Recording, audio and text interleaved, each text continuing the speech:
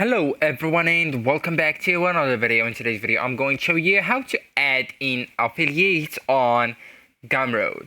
So actually guys, first you will need to enable the affiliates for your products, okay? But first you will need to go with gumroad.com website and sign in with your account, then click on dashboard button at the top right corner of the screen. So now all you need to do is to scroll down to your name, click it and go with affiliates, okay? So right here you will need to go with add affiliates, right?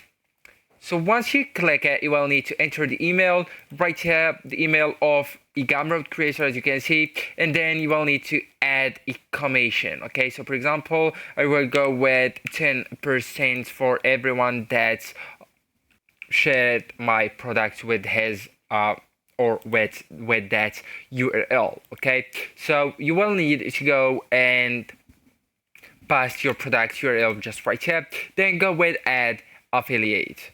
Okay, also you can go with someone's else URL, add it right here and pass his email just right here, and then go with the commission that you want to get. Okay, so for example 15, and then go with add affiliates, and once you do that you will find it on the affiliates page. So now when you have 0 affiliates, once you click it, nothing happens.